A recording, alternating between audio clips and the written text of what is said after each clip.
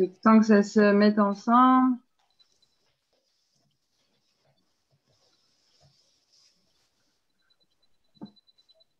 Alors, dites-moi si c'est bon pour vous. Oui, Ouais. Est-ce que ça enregistre oui, oui. Ouais. Ok. Alors, j'essaie de trouver où c'est pour mettre le lien en dessous. Pas encore le top du top dans la connexion entre les deux, mais ça se fait quand même. Alors, tac.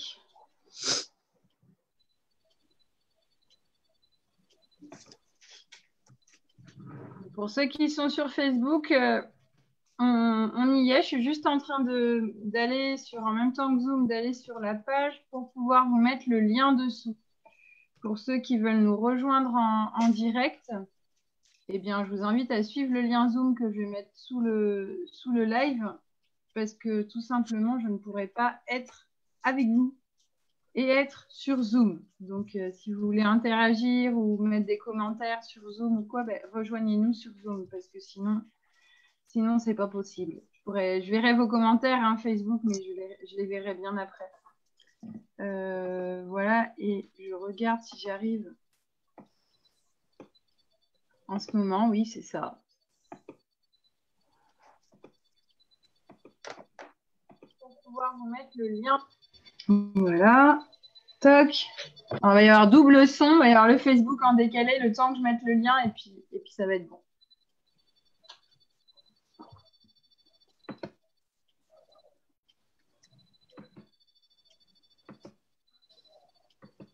Commenter, donc voilà. Hop.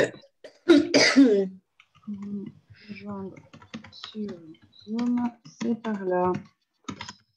Tac.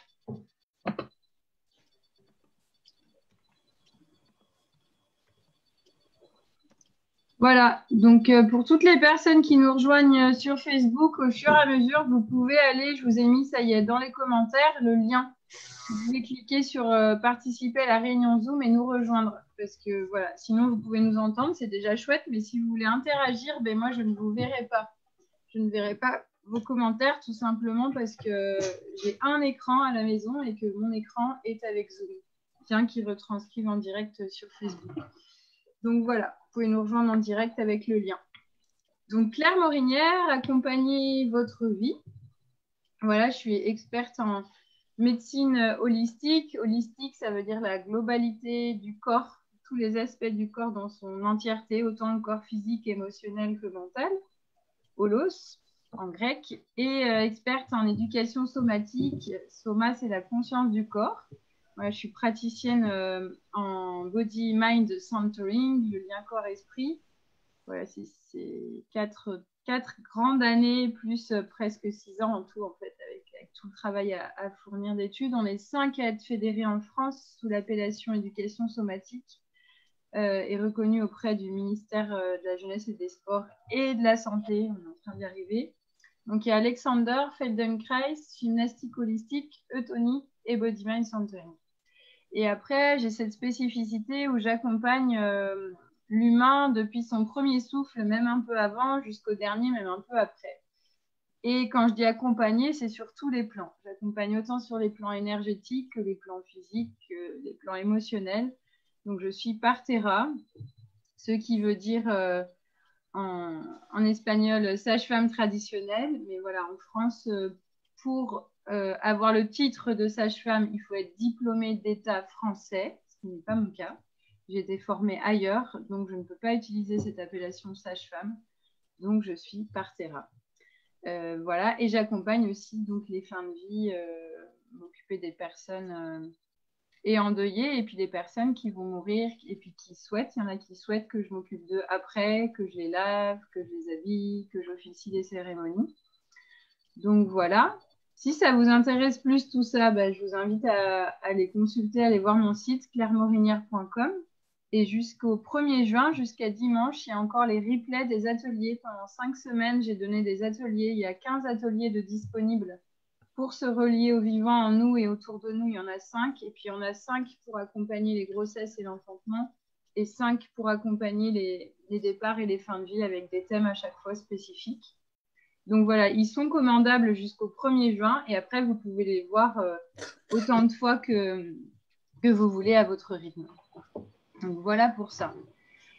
Et les jeudis, voilà, je vous retrouve les jeudis pour échanger à chaque fois sur un thème qui est présent. Et je sens que c'est important d'en échanger. Et ce soir, je viens avec ce thème sur la joie éprouvée. Parce que ça résonne avec moi, ce qui s'est passé cette dernière semaine, la semaine dernière aussi. Et souvent, en fait, j'entends la joie comme quelque chose de...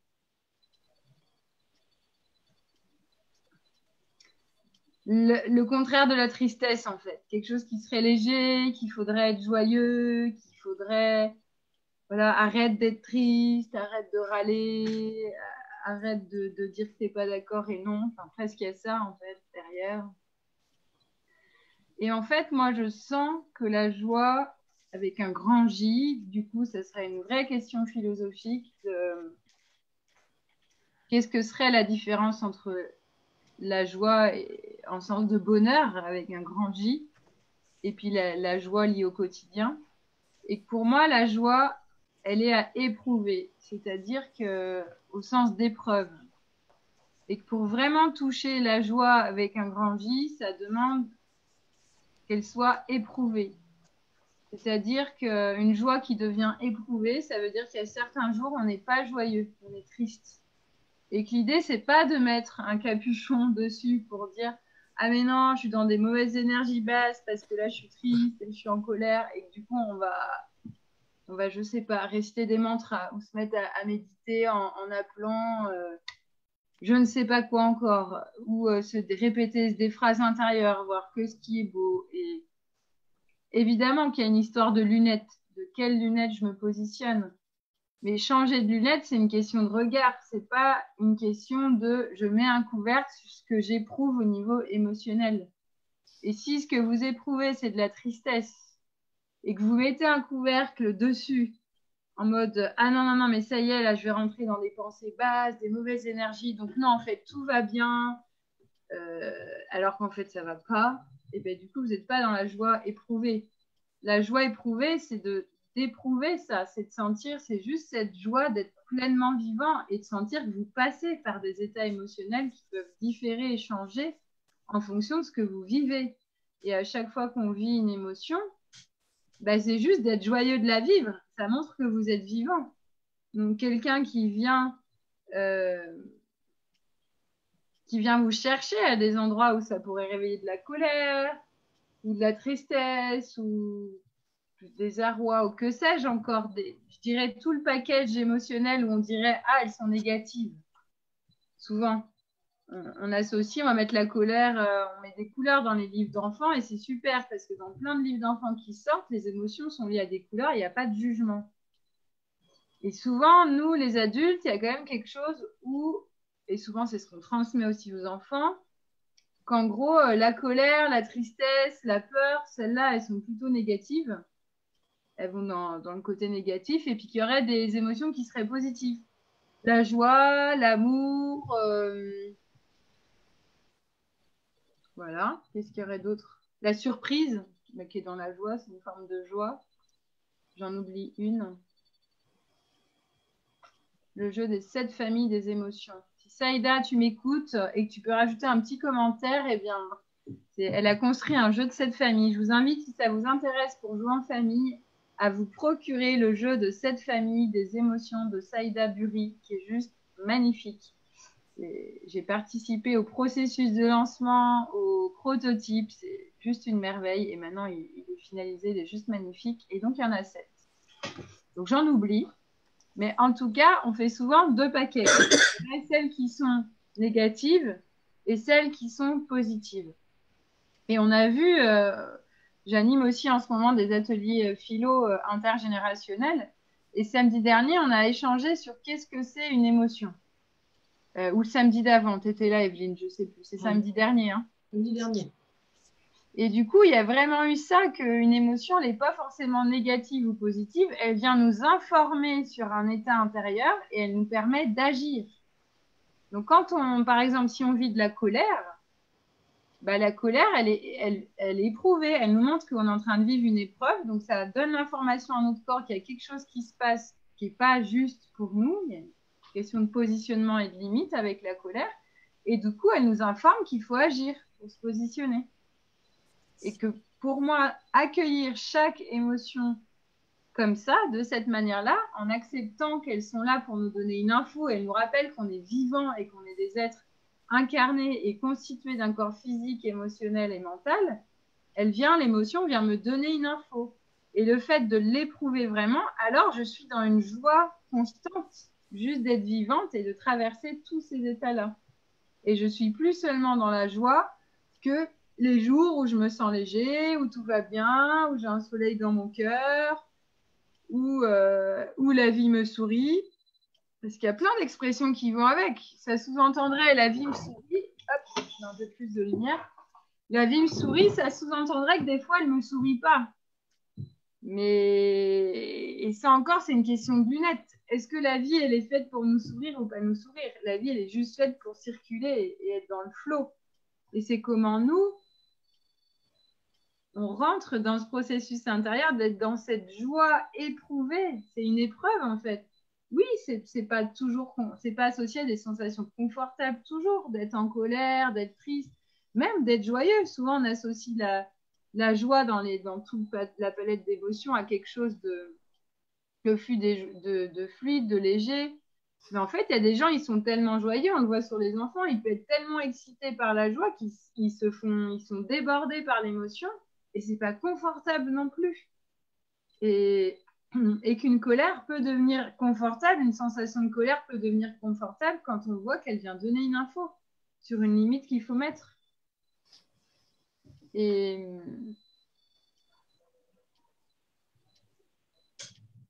ça, c'est hyper important de prendre conscience de ça, de prendre conscience des émotions qui nous traversent.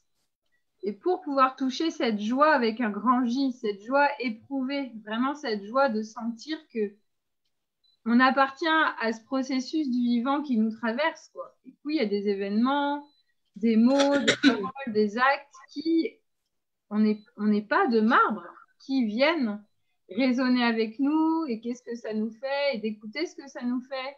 Qu'une parole peut nous soutenir, une autre peut nous questionner, une autre peut nous mettre par terre. Et à chaque fois, c'est quelle lunette je mets. Et souvent, on a la lunette, on a des grosses paires de lunettes, quoi. C'est où la lunette, je suis la victime. Ah oui, mais parce qu'un tel, il m'a dit ça, du coup, bah moi, voilà, maintenant, je me sens trop mal, c'est de sa faute. Ou on a l'autre grosse paire de lunettes. Moi, de toute façon, je m'en fiche de ce qu'il a dit, j'écoute rien. Ça me fait rien, puis je reste dans ma bulle. Moi, de toute façon, tout va bien, et c'est léger, non, non.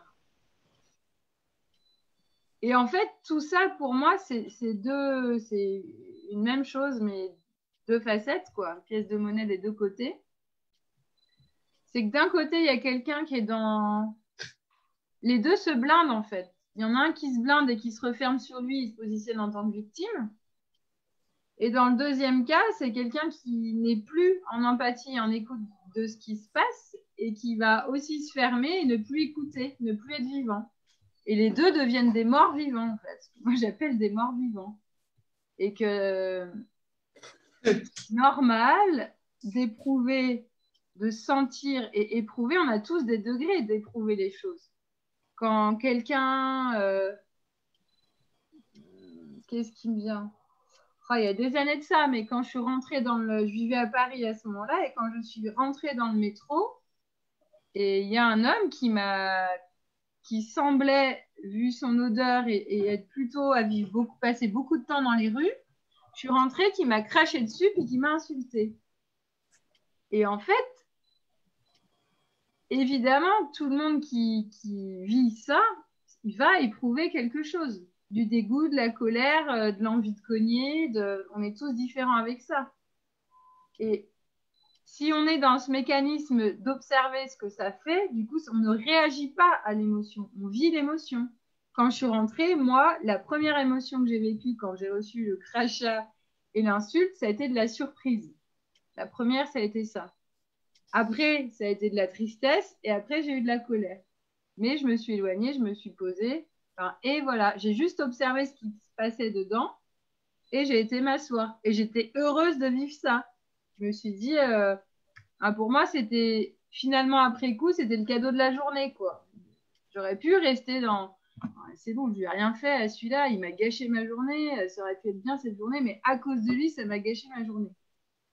Voilà, donc là, je me positionne en victime, où j'aurais pu, ah non, mais de toute façon, moi, c'est bon, il s'est rien passé, quoi. En gros, il s'est rien passé. Non, il s'est pas rien passé. Je suis rentrée, quelqu'un que je ne connais pas m'a craché dessus et m'a insulté. Du coup, juste le fait d'être à l'écoute de mes émotions, une émotion ne dure pas. Elle dure quelques secondes.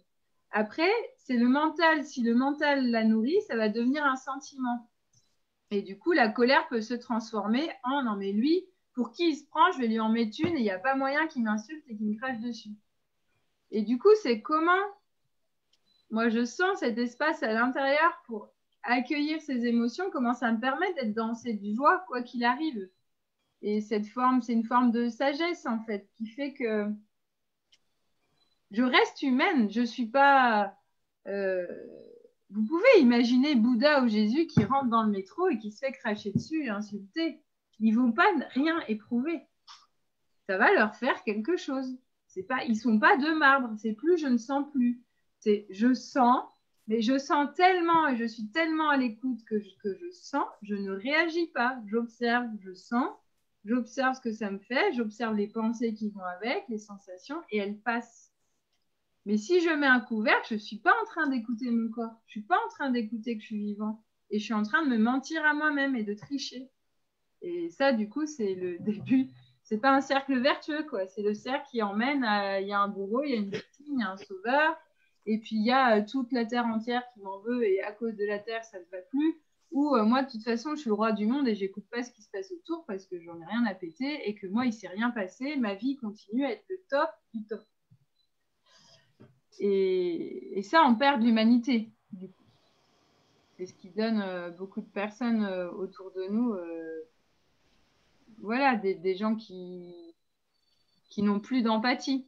Et il y a des humains qui n'ont plus d'empathie. Ils sont tellement déracinés de leur ressenti, du fait de trauma ou quoi, qu'ils n'ont plus d'empathie, tout en étant hypersensibles, tout en sentant tout ce qui se passe autour d'eux.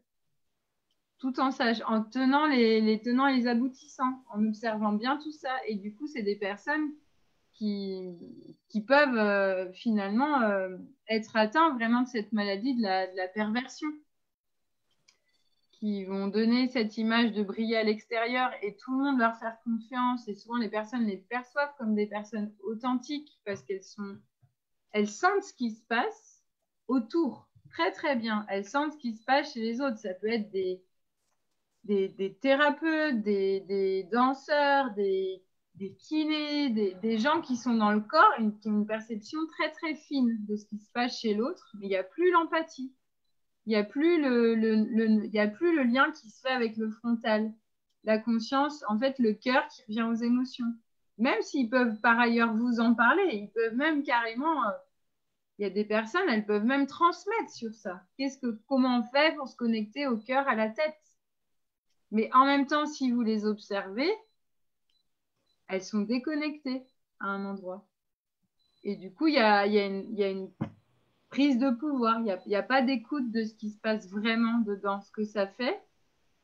Parce que l'empathie, c'est aussi avec soi-même. C'est qu'on n'arrive plus à écouter finement, profondément ce qui se passe, tellement c'est douloureux. Tellement il y a eu un trauma, tellement c'est douloureux, je bloque. Tout en sentant ce qui se passe pour les autres et en utilisant ça pour mieux assouvir son pouvoir. Et du coup, pour moi, c'est de revenir à cette notion d'épreuve, que la vie, c'est une épreuve. Et épreuve, comment ça se fait qu'épreuve, c'est devenu quelque chose de négatif? Souvent, on dit j'ai une épreuve à un examen, et tout le monde est en train de stresser. C'est éprouvant. D'un coup, on a le ciel qui nous tombe sur les épaules, 2 briques sur chaque épaule. Mais en fait, la vie est une épreuve. La vie est faite pour être éprouvée. pour faire des expériences et les éprouver pleinement et sentir ce qui se passe pleinement au-dedans. Sinon, sinon on est des zombies, on devient des morts vivants, on devient des gens sans empathie et puis on manipule son monde et on n'est plus à l'écoute de ce qui se passe. On est coupé de soi-même, on est coupé de ses propres racines. Et ça, en premier lieu, on se fait mal à soi et puis on fait mal à tout ce qui se passe autour, aux vivants autour. Parce que on est tous interreliés, on est tous dans toute forme de vie sur Terre, vit une épreuve.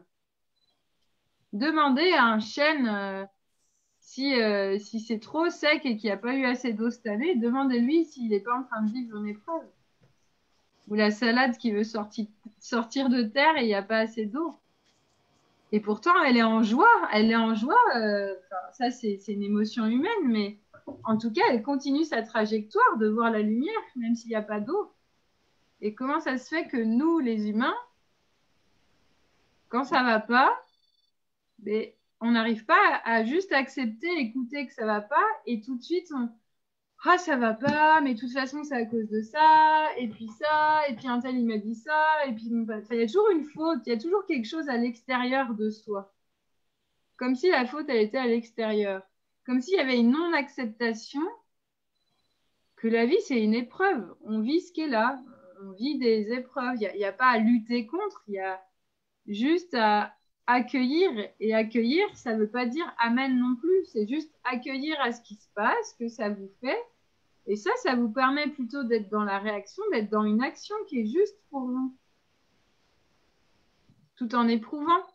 C'est-à-dire que si je reprends cet exemple du métro à Paris, j'ai eu la surprise, après j'ai eu de la tristesse, ça m'a heurté du coup, il y avait une partie de moi, mon ego, qui disait mais qu'est-ce que j'ai fait? J'ai rien fait. Puis c'est plutôt des personnes que je soutiens. J'ai fait partie d'associations qui aidaient les gens dans la rue. Je me dis mais pourquoi moi quoi? Voilà. Donc j'avais tout mon mental qui venait, plutôt que d'écouter ce qui se passait. Et quand j'ai écouté, j'étais hyper triste. Qu'un humain en soit arrivé là pour cracher et m'insulter, en fait. Puis après, j'ai eu de la colère de me dire, mais merde, en fait, je suis pas d'accord. Et juste en les observant, j'ai agi. Du coup, je me suis éloignée et au prochain arrêt, j'ai carrément changé de rame de métro. Parce que j'ai senti que j'avais besoin de prendre la distance et d'intégrer ce qui s'était passé pour moi. Sans dire c'est la faute de l'autre. Et si ça avait été plus loin, j'aurais pu, plutôt que réagir, on a toujours le choix d'agir. Donc ça veut dire quelqu'un qui, je sais pas moi, qui vient pour vous mettre un point dans la figure, ça peut même être encore plus loin, un coup de couteau ou quoi, vous n'êtes pas obligé d'accueillir, ça veut pas dire ah bah oui, après toi, vas-y, donne-moi un coup de couteau. C'est juste, waouh, peut-être il y a la peur qui arrive en premier, peut-être il y a l'action, qu'est-ce que je fais? Je fuis, je me bats ou je me fige, et puis peut-être en fait, si on est dans l'observation de ce qui se passe dans l'émotion, peut-être on arrive à se dire ok, là j'ai besoin d'aide, et on demande de l'aide. Par exemple, c'est un exemple, il y a plein d'autres choses qu'on pourrait faire. Et c'est comment à chaque fois, je reste dans l'accueil de l'épreuve. Que la vie me présente des situations et qu'est-ce que ça me fait? Parce que combien de fois, et je vois en suivi quand j'ai des personnes en consultation, je l'ai encore éprouvé cette semaine, combien souvent j'entends les gens parler depuis leur mental, me dire mais je lui ai pardonné, j'ai accueilli, mais voilà, ça n'avance pas, la personne ne bouge pas. Et pour moi, c'est en train de donner deux infos. Ça me dit que non, c'est pas vraiment accueilli, non, c'est pas vraiment pardonné. Et puis quand en plus on me dit l'autre il a pas bougé, donc on est ah oui, c'est la faute de l'autre, donc il y a un bourreau, une victime, et puis il y a le sauveur, et on s'en sort pas. Et du coup, pour moi, c'est à chaque fois aider les personnes et c'est ce qu'on fait beaucoup du coup, j'accompagne en Gestalt. J'ai plein de cordes à mon arc et là, c'est plus des suites Gestalt qui me viennent. Mais c'est comment on ramène la personne à écouter ce qui se passe au-dedans. Ok, ta tête, elle te dit ça là. Oui, elle m'a dit ça. J'ai réussi à le dire avec des mots, que j'avais besoin de ça. Donc, du coup, on peut utiliser la communication non violente, la CNV. Moi, je dis communication bienveillante ou authentique. Je préfère ces termes-là, mais c'est la même chose. Mais en tout cas, c'est comment, avec des mots, on peut dire à l'autre, oui, ce que tu me dis là, ça m'a blessé, j'aurais besoin de ça, est-ce que tu... Et d'avoir une demande claire. Ok. Mais avant de faire ça, est-ce qu'on prend le temps d'écouter ce que ça nous fait? On va tellement vite, tellement vite, tellement vite. Du coup, c'est tellement... Parfois, on remplace des modes de fonctionnement par un autre, mais c'est toujours à la même vitesse.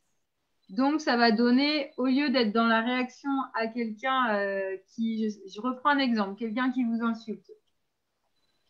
Au lieu de réagir à toi aussi, espèce de connard, et puis c'est celui qui dit qu'il y est, et puis hop, et puis ça monte, et puis ça monte. Du coup, si vous avez acquéri cet outil de CNV, bah, ça va donner oui, alors là, écoute, moi, ça me convient pas vraiment ce que tu m'as dit. Là, je suis pas d'accord. Et puis, d'entrevoir ce qu'il y a derrière les mots de la personne. Je sens que tu es peut-être en colère après moi. Est-ce que tu veux qu'on en parle? Est-ce que tu aurais besoin qu'on en parle? Ok. Et là, on est dans la CNV. Du coup, on ouvre quelque chose. Mais ça, vous restez dans le mental. À un moment donné, quand quelqu'un il vous insulte, déjà, écoutez ce que ça vous fait. Vous n'êtes pas tout de suite obligé dans le mental de dire ah c'est bon, j'ai la solution, j'ai un nouveau mécanisme, un nouveau mode de communication qui est très chouette. Hein. Moi, c'est celui que j'applique tout le temps et j'ai du mal à communiquer tout le temps. Je fais au mieux, je pense qu'il y a des fois où non. De manière, si je suis honnête avec moi-même, c'est difficile d'être témoin de soi-même tout le temps, mais je ne pense pas que j'y suis tout le temps. Mais en tout cas, je tends vers le maximum dans cette forme de communication-là. J'ai beaucoup de manières de difficulté à recevoir la communication quand elle n'est pas bienveillante. Vraiment, j'ai encore beaucoup de difficultés. Et en même temps, c'est comment je ralentis, comment j'écoute ce que ça me fait d'abord, comment j'accueille les émotions, comment j'éprouve ce que ça me fait. La joie éprouvée, c'est l'épreuve, c'est quelque chose qui a à voir avec le cœur. Et d'abord, écouter ce que ça fait. Et après, ça va monter dans la tête. Et après, on pourra dire à l'autre, du coup. Plutôt qu'un mécanisme de... C'est pas la même chose si quelqu'un vous insulte et votre mental, il sait que ça va vous mettre en colère. Mais ça se trouve, c'est même pas de la colère que ça vous fait éprouver. Tant que vous n'avez pas écouté ce que ça fait. Peut-être quelqu'un qui vous insulte, ça vous dégoûte en fait. Peut-être ça vous fait peur parce que vous dites qu'il va vous cogner dessus après. On a tous des histoires différentes. Et c'est juste que si vous n'écoutez pas, bah, vous restez dans le mental.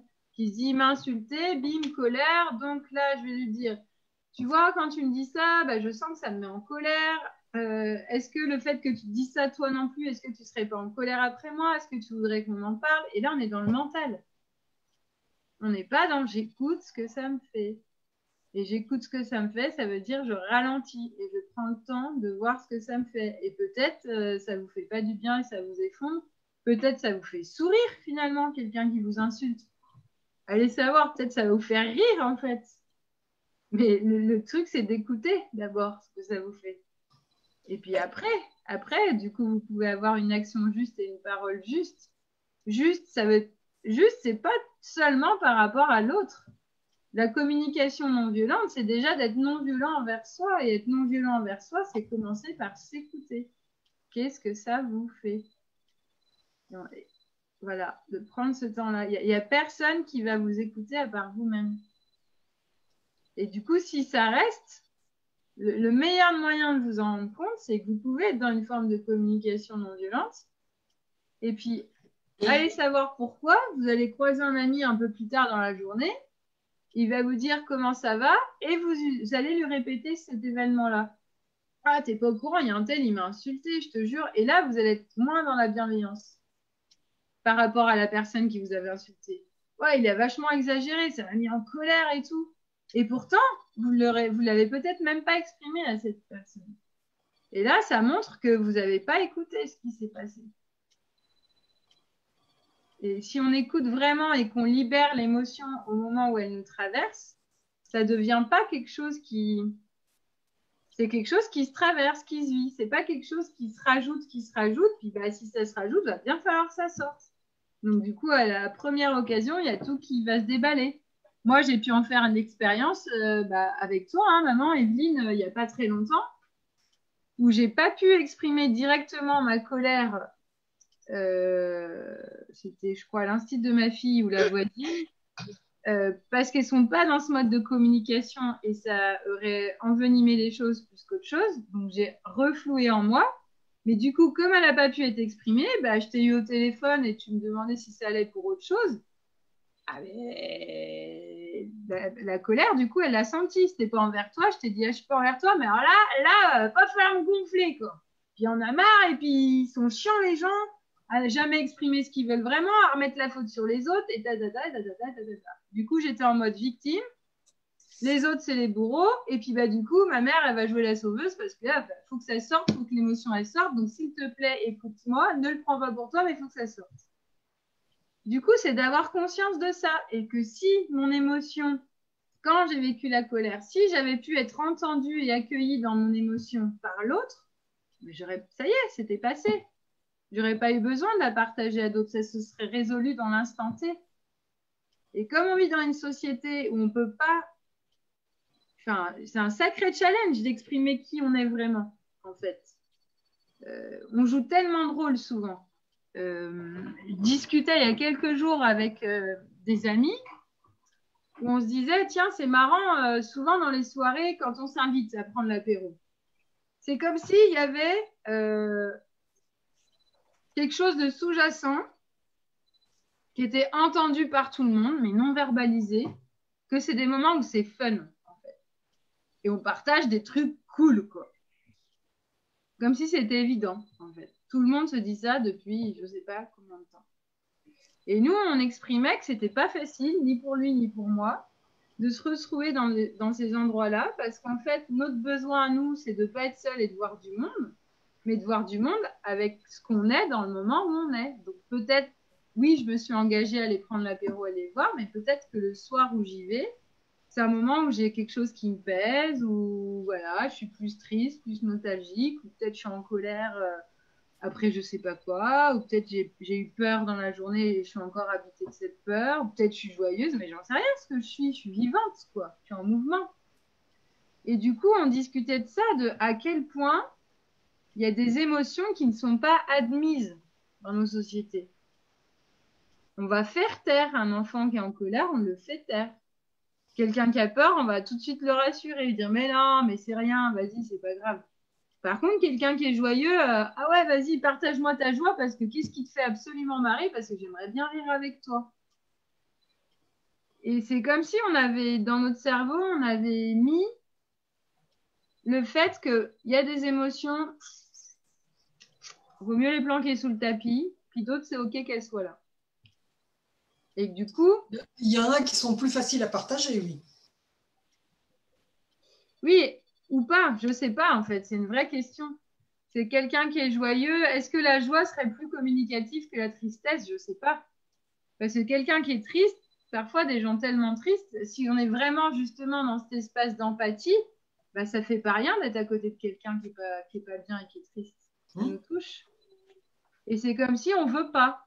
On veut pas. On voudrait tout le temps être joyeux. Donc garde tes problèmes pour toi, s'il te plaît. Mais surtout, ne les partage pas. Parce que moi, je vais bien. Donc, si à cause de toi que t'es pas bien, que tu vas me plomber la soirée, ah non, c'était trop bien cette soirée apéro, mais c'était qui ton pote là? Parce que alors, franchement, il a plombé l'ambiance. Je sais pas si vous avez entendu ce genre de discours, mais régulièrement, on peut entendre ça.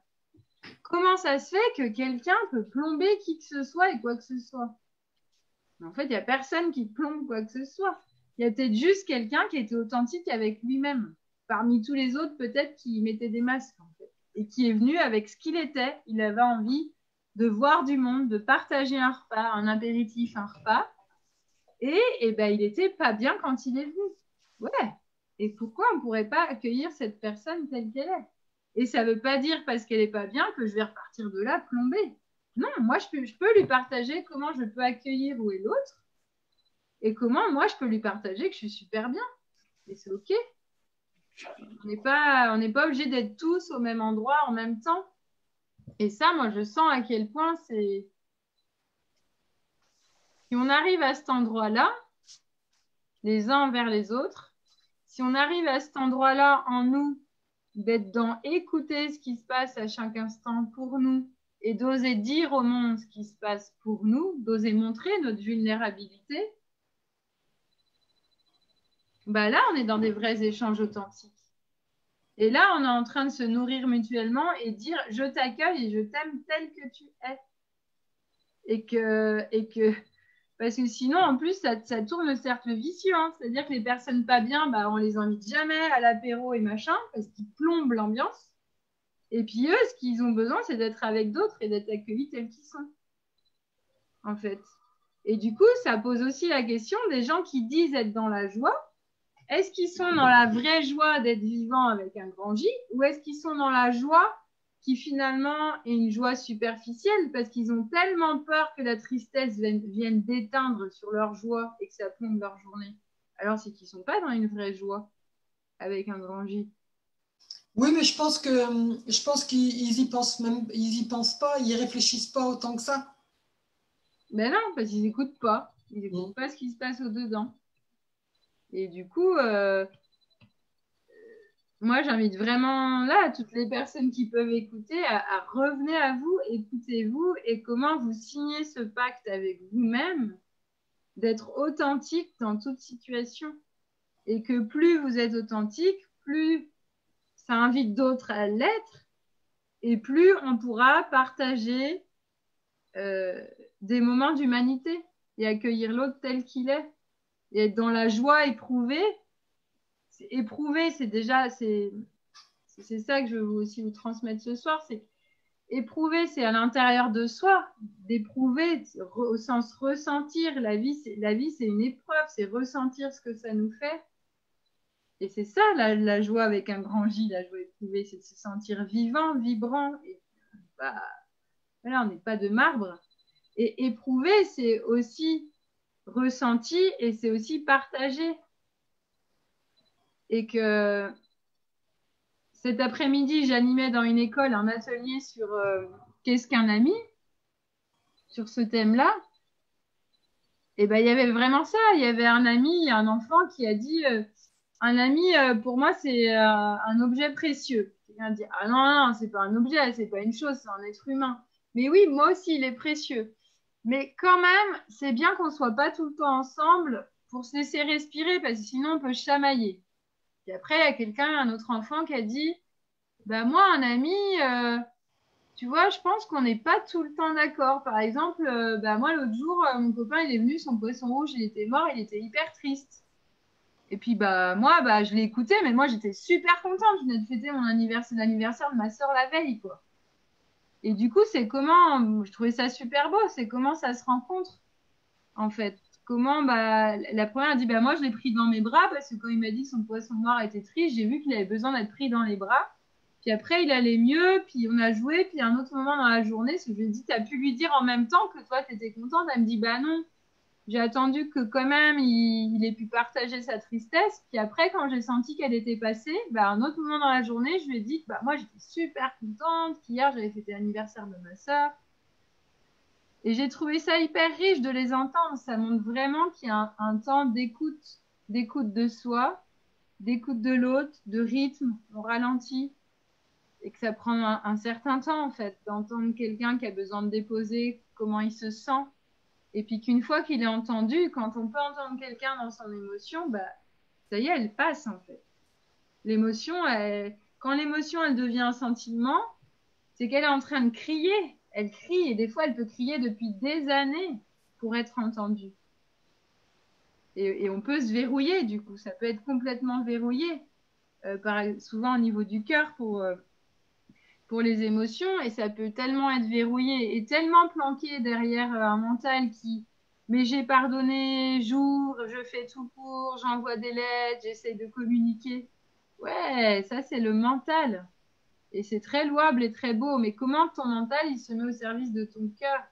Et il est où ton cœur? Où est-ce qu'il est? Qu'est-ce qu'il vit? Qu'est-ce qu'il éprouve là? Et, et juste d'être heureux de le sentir.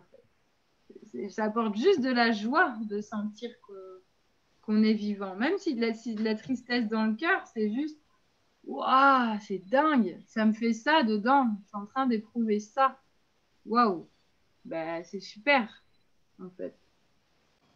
Ça fait de nous des personnes ouais, complètement vivantes et vibrantes. Et pas juste ouais, de marbre mort-vivant, vertical, il n'y a plus de plan horizontal, on oublie l'humain. Moi, je suis et je n'accepte pas l'autre. Je n'accepte pas la différence. Je ne veux pas qu'il déteigne sur moi. Je ne veux pas.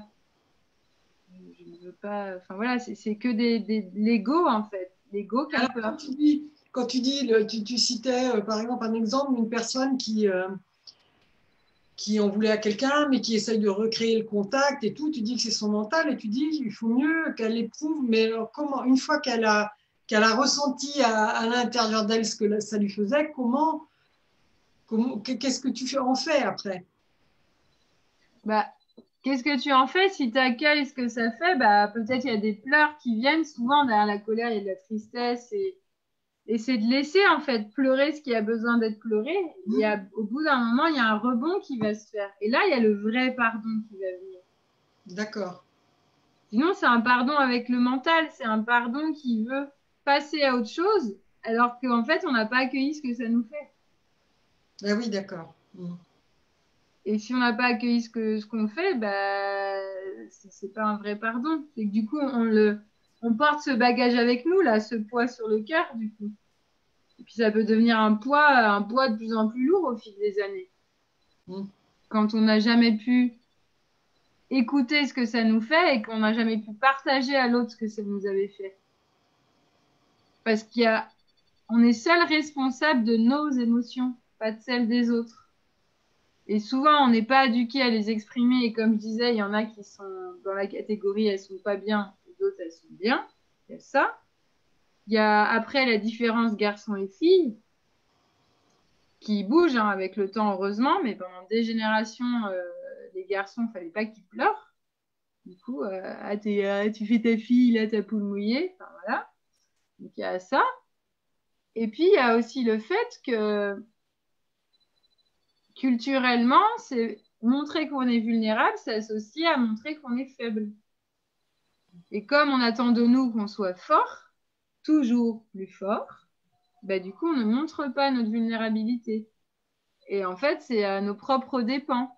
C'est parce que du coup, bah, au fil du temps, on devient des cailloux, quoi. Et encore, est-ce qu'un caillou ne pleure pas? Je sais pas.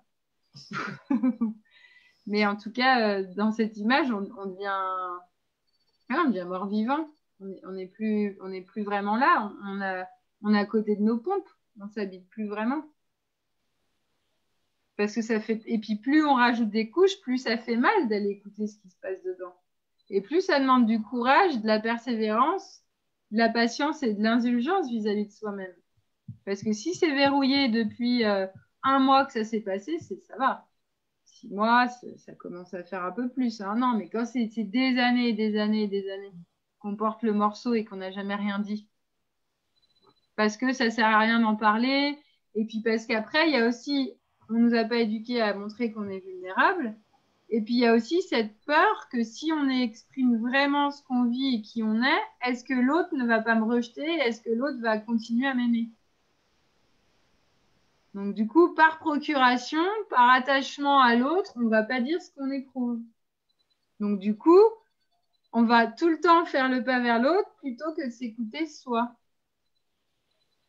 Et du coup, en ne s'écoutant pas soi, bah, il y a un endroit où on triche dans la relation avec l'autre parce qu'on n'est pas complètement authentique.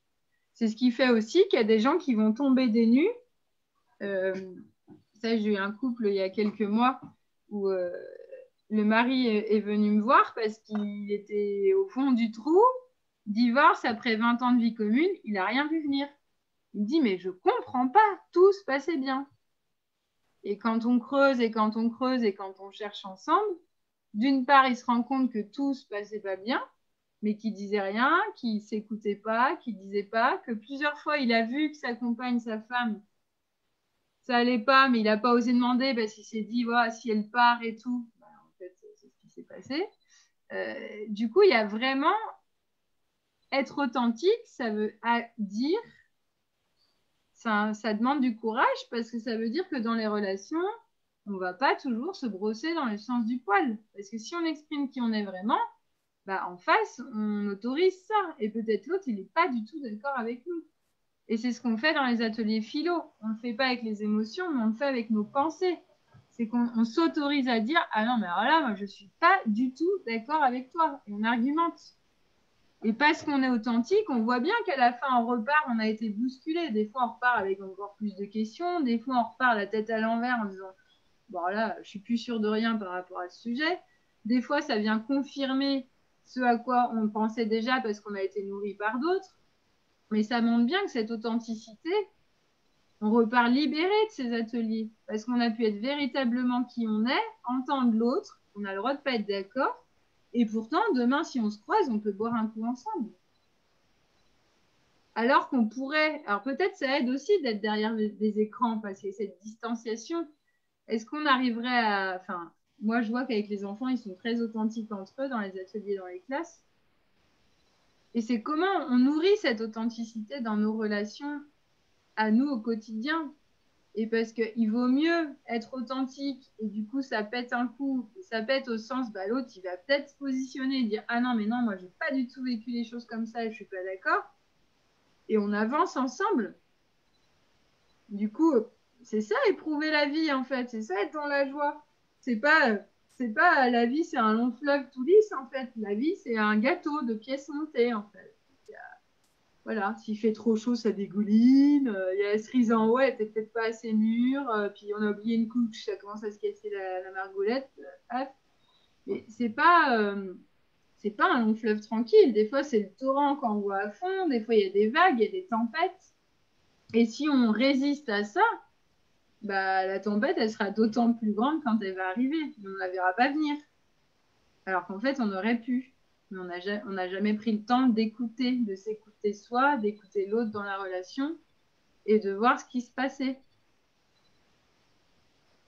Et être authentique, bah, c'est ça. C'est pas de faire semblant et de faire pour l'autre et en fonction de l'autre. Et ça veut dire, quand j'entends des femmes me dire ah, je suis fatiguée, puis ça va pas trop en ce moment dans mon couple, et quand je les questionne, et quand ouais, mon boulot, ça me pèse, j'ai un collègue en ce moment, puis du coup, quand je rentre, bah, je suis énervée, mais bon, ça va, j'adore mon mari, j'adore mes enfants, heureusement qu'ils sont là.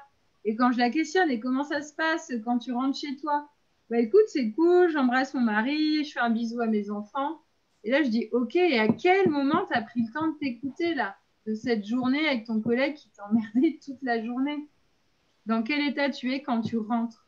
Et comment ça se fait que tu te coupes de l'état dans lequel tu es? Et du coup, il y a quelque chose où elle se coupe d'elle-même et en se disant non mais c'est bon, j'arrête ma journée de boulot, paf, je squeeze et je rentre chez moi et voilà, j'embrasse mes enfants, j'embrasse mon mari et c'est fun et non non non. Mais au fond, c'est pas fun en fait et c'est la bouffe et elle dort mal et elle réenchaîne une journée. Et c'est comment je peux, en étant authentique avec moi-même, que je peux rentrer chez moi, par exemple, et dire, bah, écoutez, moi, en ce moment, au boulot, c'est pas facile. Je sens que ça prend toute mon énergie. Je suis en train de chercher à résoudre ça pour avoir des relations plus harmonieuses au sein de mon travail, parce que j'en ai plus. Le soir, je rentre, en fait, j'ai qu'une envie, c'est de m'effondrer et de pleurer. Et que j'ai pas l'énergie encore de faire à manger et de vous embrasser, parce qu'en fait, et ça n'a rien à voir avec vous. C'est que là, je me suis laissé tout pomper, quoi.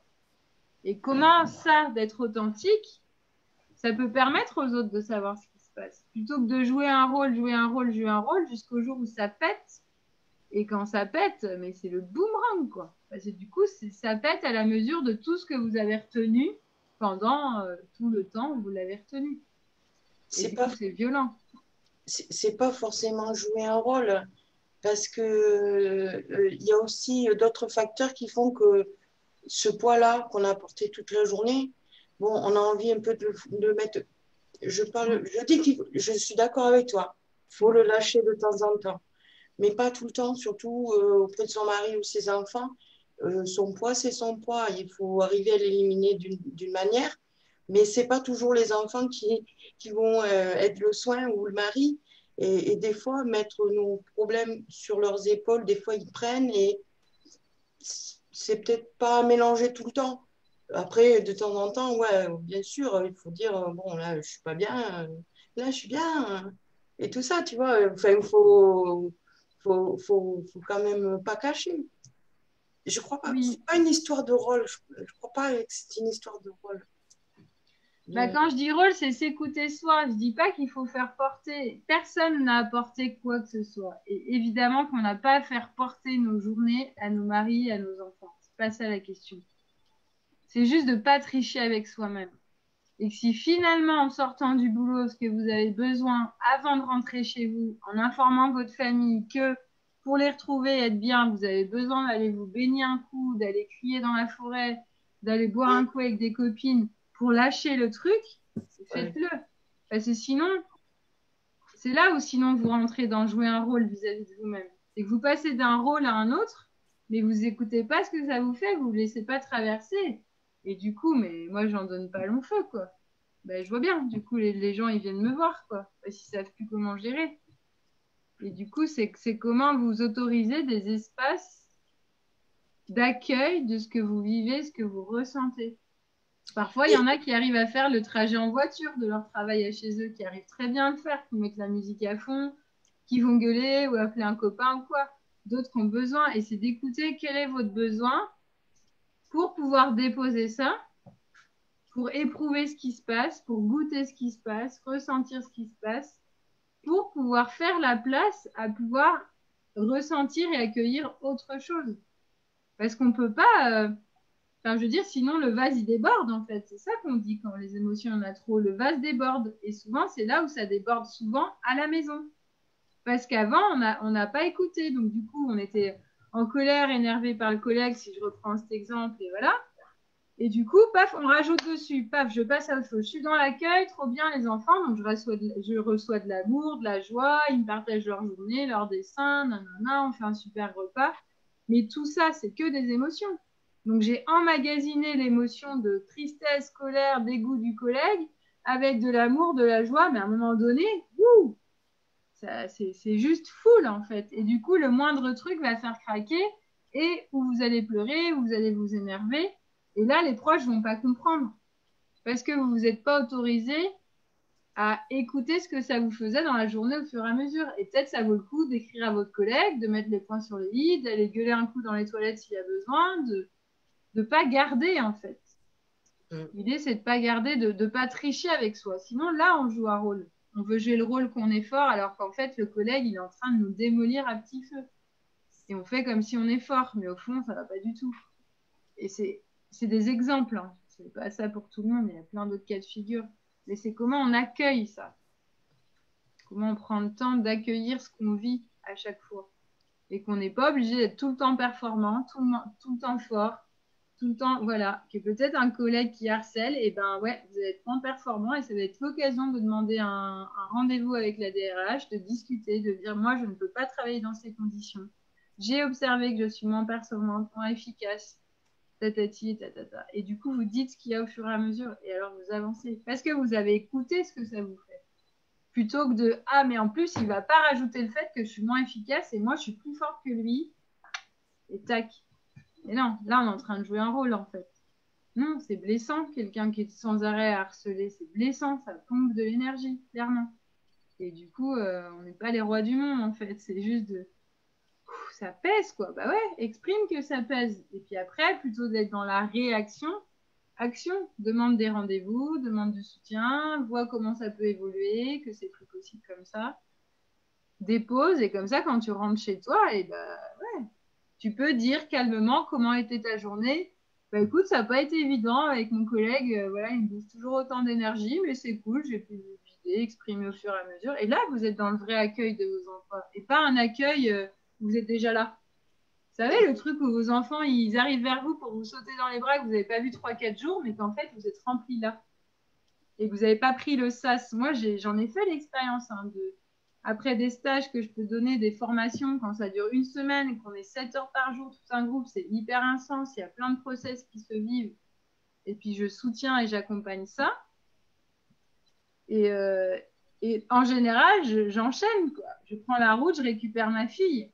Et elle, évidemment, elle m'a pas vue depuis une semaine. Elle est à fond dans l'accueil, quoi. Qu'elle m'a préparé un repas et tout ça. Alors qu'en fait, moi, si j'écoute à l'intérieur de moi, je suis là.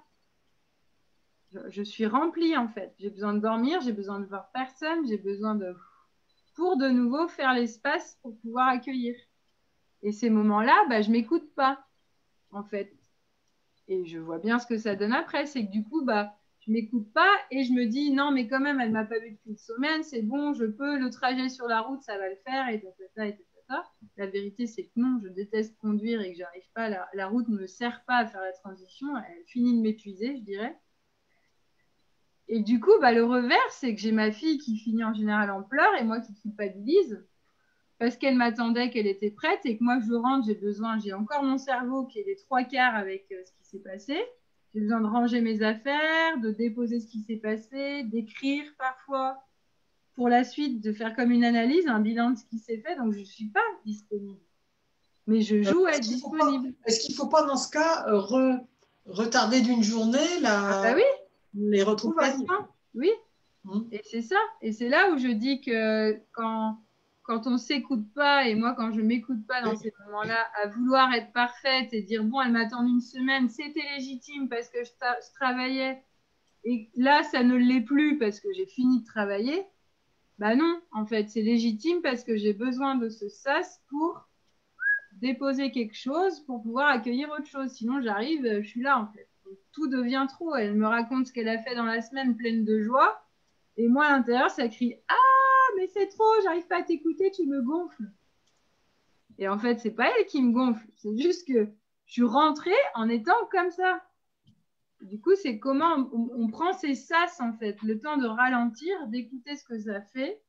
Et mieux vaut rentrer une demi-heure chez soi tous les soirs après le boulot, en fait, quand on peut s'organiser en étant complètement disponible, que de rentrer, on enchaîne et en fait, ça monte, ça monte, ça monte et ça explose, quoi. Et pour moi, c'est vraiment ça. Éprouver, c'est revenir dans le ressenti. Écouter ce qu'on vit et s'écouter. Et nos enfants, tout le monde, en fait. Tout le monde préfère être accueilli que quelqu'un qui fait croire qu'il vous écoute, mais en fait, il n'est pas dispo, il ne vous écoute pas. Comme un ami, vous avez un truc super important à lui partager, ou quelqu'un qui est proche, vous lui partagez, puis à un moment donné, vous vous rendez compte qu'il ne vous a pas écouté. C'est hyper désagréable, en fait. Alors que si la personne vous avait dit, écoute, je suis désolée, je sens que tu as envie de me partager tout ça, mais la vérité, c'est que je me sens pas dispo, je suis préoccupée par d'autres choses. Est-ce qu'on peut remettre ça à demain ou dans une heure ou... Voilà, on est authentique. Du coup, l'autre, il est pas... Tout le monde est bien, quoi. Sinon, ça blesse. Et voilà, c'était ça que j'avais envie de vous partager, que cette joie profonde éprouvée, bah, c'est de revenir dans le corps, de ressentir ce qui se passe, de nous laisser traverser par les émotions, pour du coup ne pas être en réaction, mais être dans des actions justes, poser des actes. Parce que ça ne veut pas dire être neutre. Hein. Comme je vous disais, quelqu'un qui arrive avec un couteau, vous n'avez pas eu le temps de votre ventre, quoi. Vous allez peut-être vous décaler. Sans réagir, vous allez avoir une action juste qu'il faut au bon moment. Et du coup, c'est vraiment ça. Et parfois, avoir une action juste, c'est ne pas répondre. Ne rien dire. Quand quelqu'un essaye, que vous sentez que cette personne vous prend de l'énergie ou qu'il y a de la manipulation, le meilleur moyen, c'est de ne rien dire, de ne pas répondre. Moi, j'en ai un autre moyen. Yes. Quand le gars, mais toi, il t'a craché dessus, parce que toi, ta première réaction, ça a été d'être surprise. Oui. Mais en fait, c'est de tourner la chose en... Mais tu le disais tout à l'heure, d'un côté humoristique, mais des fois, l'humour peut être sarcastique aussi. Oui. Et du moment... Et là, donc, du coup, on te blesse, tu renvoies la balle direct avec humour, parce que ben, déjà, tu as de la montée en toi. La gentillesse, c'est déjà... Tu vires pas directement à la colère. Hein, tu as la surprise et après, c'est tellement que en fait, tu le vires en humour. Et comme je te dis, ça peut être claquant, l'humour, et c'est un vidage direct. Oui. Mais il faut pouvoir le faire. Et c'est une manière aussi de s'entendre de suite. Hein. Donc, du coup, ça ne reste pas sur toi. Oui, Et ça, c'est bien comme technique. oui, oui, c'est vrai, complètement. Et quand tu dis ça, ça me fait penser à l'école Summerhill, le livre Libre Enfant de Summerhill, où cette école où ils étaient en Angleterre, un pédagogue qui avait vraiment développé, où chaque enfant, il y avait des pôles, des ateliers, chaque enfant allait là où il voulait quand ça sonnait. Puis, bah, s'il n'y allait pas et qu'il voulait rentrer plus tard, le groupe pouvait le refuser. Parce que, bah, à un moment donné, voilà, la notion de groupe et d'individu, c'est vraiment intéressant. Et je crois il y a un chapitre où il raconte qu'il y a un enfant qui n'arrêtait pas de cracher, quelque chose comme ça. Du coup, les autres se plaignaient et ils ont demandé un entretien dans son bureau avec lui. Et lui, bah, en fait, il est arrivé, direct, il a craché. Et bah, du coup, Summery, il a fait pareil. Il a dit, ah ouais, ah, t'as vu, hein, je crache plus loin que toi. Mais tu veux qu'on joue? Vas-y, on les mesure. Ils se sont mis à mesurer la distance de leur crachat et tout. Et après, c'est fini, quoi. Il a détourné le truc, il l'a amené sous forme d'humour. Parce que la colère n'est pas montée. Il a eu cet espace en lui de tourner ça à la dérision. Et ça a complètement résolu le truc. Et ça me fait penser à ça quand tu dis ça. Voilà, dédramatiser, prendre du Oui, recul euh, face à quelque chose qui peut nous arriver, même si elle est violente en fait. oui, Après, il y a la colère froide aussi qui nous aide et qui nous permet de, justement, on ne devient pas tout rouge de suite. oui. Euh, et ça peut aider, ouais, cette colère froide. Et du coup, après, c'est les mesures qu'on a, qu'on a mis dans nos valises qui peuvent faire qu'on le fait ou pas, quoi. Et Oui, le fait de ne pas se mentir aussi, déjà, il faudrait que les gens savent ce que ça veut dire être authentique. Il faut, il faut qu'ils aient des exemples dans leur vie d'authenticité. Parce qu'il y en a plein, ils ne savent même pas ce que c'est que l'authenticité, en vérité. mm, Et il y a tellement de gens qui jouent des rôles. Et pour se cacher de la souffrance, de beaucoup de choses, que, qui jouent des rôles. Je pense aux faux gentils en particulier, oui, moi, m'agacent, mais je suis gentille quand je dis qui m'agacent. Vraiment, c'est des spécimens. oui. Oui, et ça montre ton besoin à toi d'authenticité. Oui. Ben moi, j'ai vécu dans le mensonge, en fait. On m'a élevé au mensonge et j'ai renversé tout ça. Mm. J'ai renversé tout ça, donc je sais ce que c'est que l'authenticité maintenant. Parce que j'ai inversé tout ça. Et voilà. Oui, et ça, je pense vraiment que le moyen c'est quelque chose qui ou peut se décider, mais en tout cas, à un moment donné, qui passe par cette phase d'écouter. Pour être authentique, c'est d'écouter ce qui se passe dedans. Si on écoute ce qui se passe, on peut mettre des mots sur ce qui se passe et dire ce que ça nous fait. Et que chaque émotion, tout est valable en fait. Du moment où on accepte que tout est valable et qu'on n'est pas tous pareils, que un événement peut procurer de la joie à quelqu'un et pendant qu'à côté, ça lui procure de la tristesse. Et là, du coup, j'ai l'image du 14 juillet qui est là. 14 juillet, les couleurs, ça pète. Ben après, tous les ans, je vois le cas de figure. J'y vais parce que ma fille aime voir le 14 juillet. Et moi, tous les ans, j'aime observer les humains. Je trouve toujours ça très riche. Tous les ans, il y a tout le temps un enfant ou quelqu'un ou un vieillard dans une famille qui va prendre peur à cause du bruit, trop de lumière, trop de monde, pour diverses raisons, qui va prendre peur. Il y a toujours un parent. Mais regarde comme c'est beau! Mais non, mais c'est rien, regarde, ça pète parce que ça va dans le ciel. Et juste cet exemple-là, ça montre qu'on est en train de mettre un couvercle sur l'émotion de l'enfant. L'enfant, il est en train de dire j'ai peur.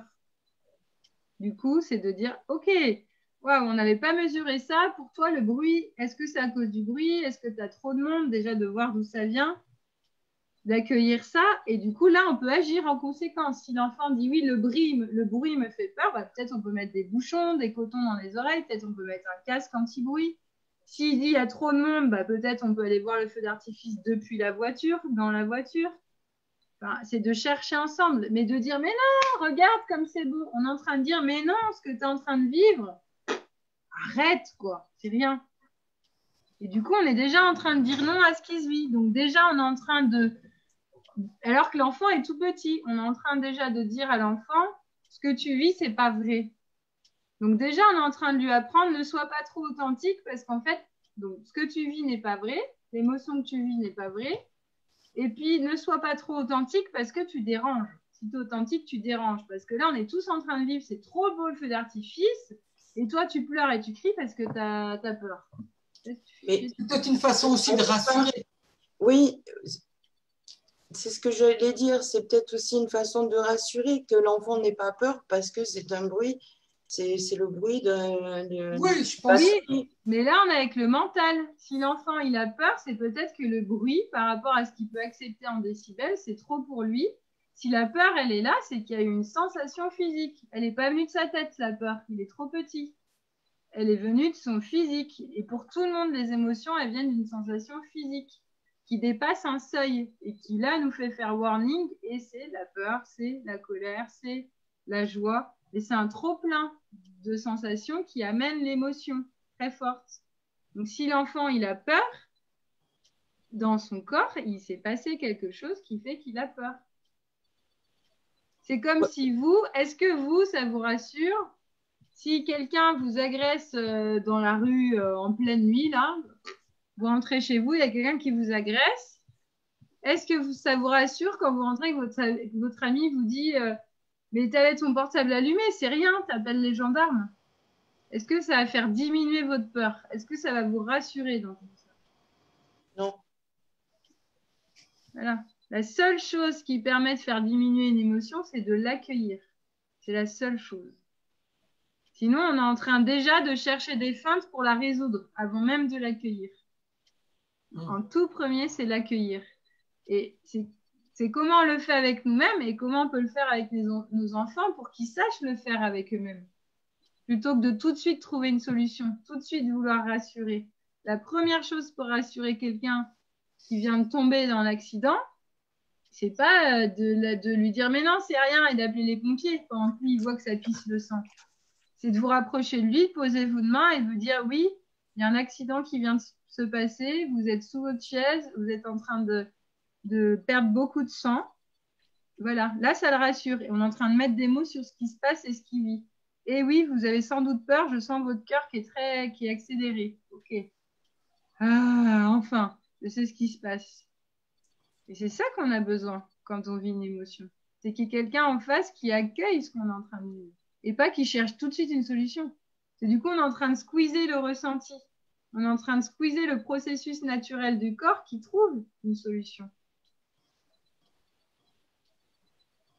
Et encore une fois, ça demande ralentir. Ralentir et écouter ce qui se passe et accueillir ce qui se passe pour l'autre avant de choisir et de prendre des décisions pour l'autre et vite ou le rassurer avec des mots ou ça veut dire ralentir. Et dès qu'on est en relation, ça veut dire accepter que, bah oui, peut-être ce feu d'artifice, dans l'idéal, on aurait voulu tous le voir dehors, mais il y a un enfant qui a peur, donc peut-être on a loupé les 5 premières minutes, le temps d'accueillir sa peur, le temps de savoir d'où elle vient pour agir en conséquence. Donc peut-être on aura loupé les 5 premières minutes. Mais tout le monde aura vécu quelque chose de beau dans la joie éprouvée et partagée. Alors que sinon, la façade, c'est oui, on a tous vécu un feu d'artifice, puis on aura dit à l'enfant, mais t'inquiète pas, c'est rien. Tu sais, c'est quand ils envoient les pétards, c'est hyper fort, mais t'inquiète pas. Hein. Ça fait peur au début, mais tu vas voir, tu vas t'habituer. Ok. Donc, de façade, tout le monde repart après dans la voiture. On a tous vu le 14 juillet, c'était trop bien. N'empêche que dans l'histoire, il y a un enfant qui a exprimé qu'il avait peur. C'est associé à une émotion et à une sensation physique qui n'a pas été accueilli. Et lui, il repart avec que je vis, c'est pas valable. Ce que j'éprouve, c'est pas valable. On me dit que non, je dois pas avoir peur. Donc, je dois avoir un truc qui cloche. Mais tout ça, c'est dans l'inconscient. Et puis, du coup, et en général, on le fait beaucoup avec les émotions colère, peur, tout ce qui fait du bruit qui dérange, quoi. Donc, on intègre que bah, ces émotions-là, quand même, c'est bon, elles sont pas très valables. Et puis, en plus, on intègre que, ah, si je suis vraiment authentique avec des gens de confiance et que je dis ce que je vis, je dérange. Donc, bah, je vais arrêter de dire. Donc, la fois prochaine, je vais garder la peur à l'intérieur, j'aurai toujours peur. Peut-être le son sera trop fort pour moi.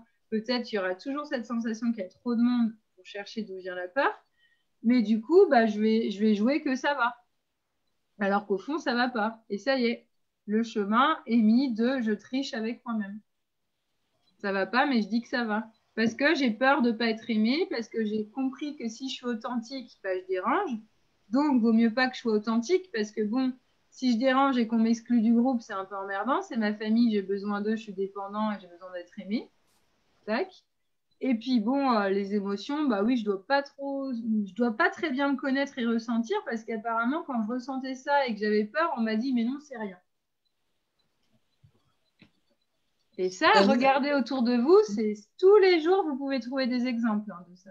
Il y a aussi, parfois les enfants aussi nous sont manipulateurs, peut-être entre guillemets, ils savent bien, tu vois, je pense que certaines fois, ils peuvent faire croire à une émotion alors qu'en fait, ils savent très bien que c'est pour arriver à leur fin ou, tu vois. Ouais, mais ça, tu le vois, quelqu'un qui joue la peur ou quelqu'un qui a vraiment peur, tu vois la différence. Voilà, parce qu'on parle de la peur, mais ça peut être sur autre chose aussi, tu vois. Est-ce que tu as un exemple d'une autre émotion? Non, là, je vois pas, mais... Parce que pour moi, quand tu dis manipulation, pour moi, la manipulation, c'est quelque chose, il y a le cortex frontal qui rentre en jeu. Et chez les enfants, c'est pas possible. Par contre, les enfants sont très filous. Ils peuvent nous faire croire qu'ils sont tristes parce qu'ils n'ont pas eu leur bonbon. Je t'en supplie, donne-moi ton bonbon.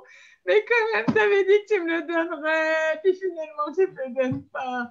Bon, on le voit bien, nous adultes. On sait décrypter quand c'est de la vraie tristesse, un vrai désarroi, ou quand c'est je vais mettre le masque et que je suis trop triste. Si je pouvais réussir à apitoyer par l'empathie le cœur de mes parents et qu'elle craque et qu'elle me donne un bonbon. Mais s'il te plaît, c'est le dernier, je te promets.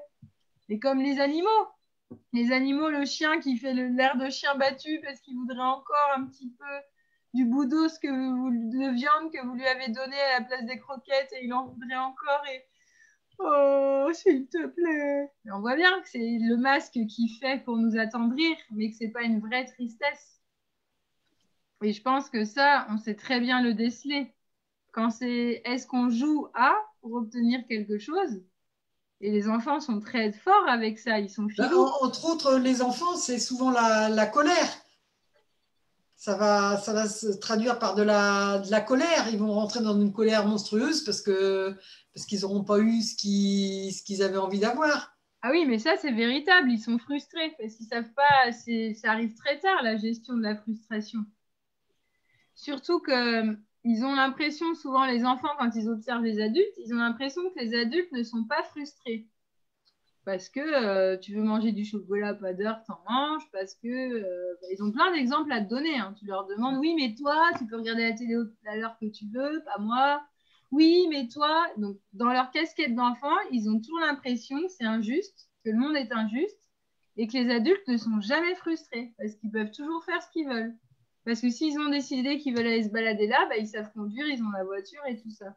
Donc, eux, ils ont déjà tout ce bagage dans leur champ de vision à eux, parce qu'évidemment, ils n'ont pas le champ de vision large de tout ce que ça comporte la vie d'un adulte et la responsabilité des adultes et toutes les frustrations qu'on peut nous aussi avoir. Et du coup, bah, quand ils sont frustrés, souvent c'est lié à de l'injustice et ça les met en colère, mais c'est une vraie colère. Mais ça ne veut pas dire qu'on va céder. Ça veut juste dire qu'on peut accueillir la colère. On n'est pas obligé, un enfant qui se roule par terre dans un magasin, du coup, ça me fait penser à ça, bah, on n'est pas obligé de cautionner ça, mais on n'est pas obligé non plus de dire ce que tu vis n'est pas valable. On peut être très clair, en fait. On peut lui dire, écoute, oui, je vois que tu aurais voulu avoir le bonbon qui est à la caisse et en fait, non, tu ne l'auras pas. Tu as l'air d'être très frustré, ça me met très en colère. Ce qui est sûr, c'est que là, dans le magasin, ça dérange tout le monde, je ne peux pas te laisser là. Donc, ou tu choisis, tu sors tout seul du magasin et tu m'attends dehors, ou je te ramène à la voiture, mais je ne peux pas te laisser là. Tu as le droit d'être. Mais ça... Et tu n'es pas en train de dire à l'enfant, tu n'as pas le droit d'être en colère et de pas être frustré. Tu as le droit d'y être tout ce que tu veux, mais dans le cadre où tu es, bah là, tu ne peux pas l'exprimer. Alors que si le même cas de figure arrive, un pique-nique, dehors, il n'y a personne, il y a des fraises en dessert, et puis il se trouve que c'est vous qui mangez la dernière fraise et qui la voulait, et il est frustré, il est en colère. Bah là, il n'y a personne. Hein. Si vous dérange vous pouvez juste vous éloigner pour laisser vivre sa frustration et sa colère et vous éloigner. Yes, coucou Nathalie, je vois ton message. Je vous remercie beaucoup. Je vous Avec souhaite plaisir. une bonne fin de semaine. Toi aussi. Merci beaucoup. À bientôt. François, à tout bientôt. Au À revoir. bientôt. Au revoir. Et oui, tu vois ce que je veux dire? Oui, mais c'est aussi savoir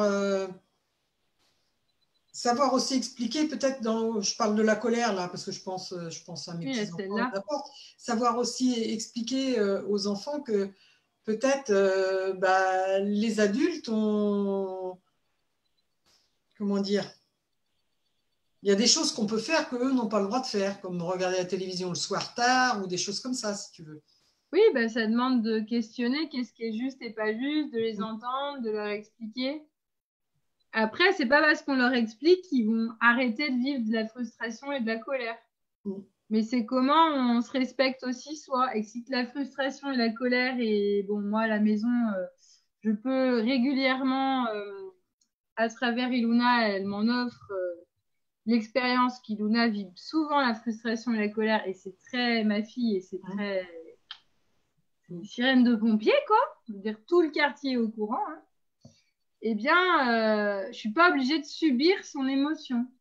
Ok, tu es en colère, je vais pas t'empêcher d'y être, tu as le droit d'y être, mais par contre, c'est pas ok que tu me bousilles les tympans.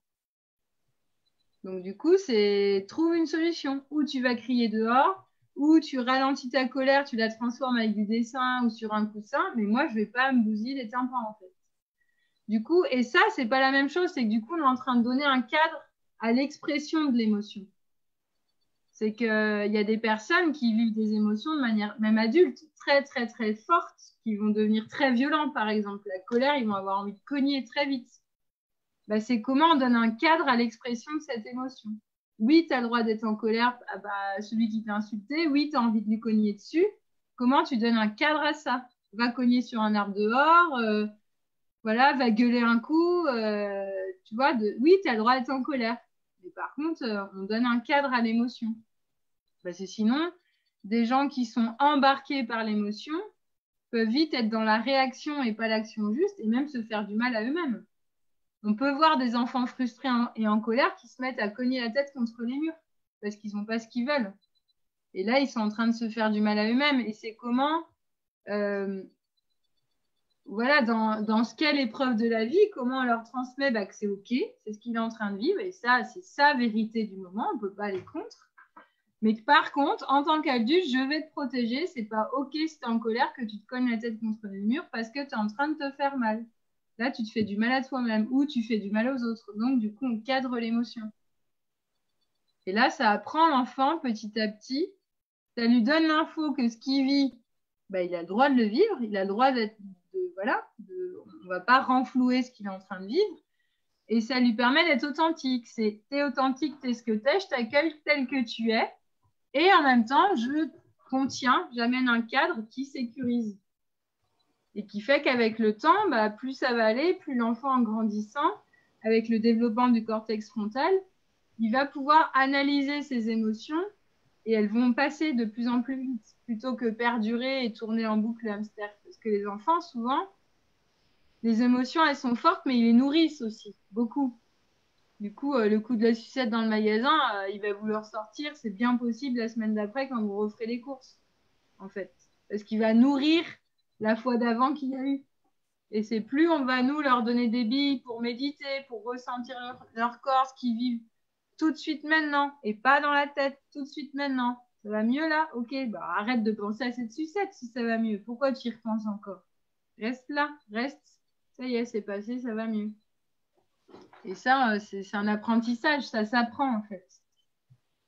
Ça s'apprend. Et le challenge pour les adultes qui accompagnent du coup dans nos sociétés, c'est que ça permette des adultes plus tard qui sont plus authentiques et plus à l'écoute d'eux-mêmes, qui sont plus humains. Le prix à payer, ça veut dire qu'on a plus de cris autour de nous, plus de pleurs, parce qu'on n'est pas en train d'enfermer dans les chambres s'il y a des pleurs, parce qu'on n'est pas en train de donner une fessée, une gifle, parce que l'enfant il se roule par terre. On met un cadre, on met les limites. Là, c'est trop le son, c'est trop pour moi. On peut le mettre dehors et fermer la porte pour avoir un peu, voilà, tamiser le son. Mais du coup, oui, ça veut dire que il y a un échange qui se fait en fait pour pouvoir permettre à nos enfants de devenir des adultes authentiques et qui puissent vivre dans la joie éprouvée, au sens cette joie avec un grand J et éprouver que la vie c'est une épreuve et qu'on est constamment traversé par ce qui se passe et des émotions. Ben oui, ça demande qu'on le fasse, qu'on leur transmette ça dès tout petit, et ça nous demande de nous de changer notre position où on n'est plus dans un monde qui est régi que par les adultes et les enfants doivent se soumettre. Non, les enfants, ils suivent un cadre sécurisant. Mais oui, ça veut dire que c'est un monde où on peut entendre la colère, où on peut entendre la tristesse, où on peut aller à un repas et être triste et pouvoir pleurer pendant que le voisin est joyeux et raconte ses dernières vacances.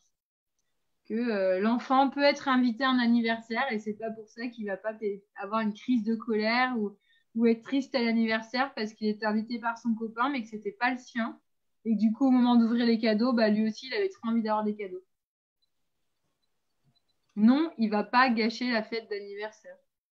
Juste vous cadrer. Ok, tu pleures et vous pouvez prendre l'enfant. Ah, t'es triste, t'aurais bien aimé que ça soit ton anniversaire en même temps. Ça te rappelle le tien où t'aurais voulu avoir ce cadeau et tu ne l'as pas eu. Et on met des mots sur ce qui se passe. Au début, on met pas de mots, on accueille juste. Puis après, on met des mots au fil qu'on entend la respiration qui se calme de la personne ou de l'enfant. Du coup, il a des mots, c'est validé. Paf, il peut retourner jouer avec les copains.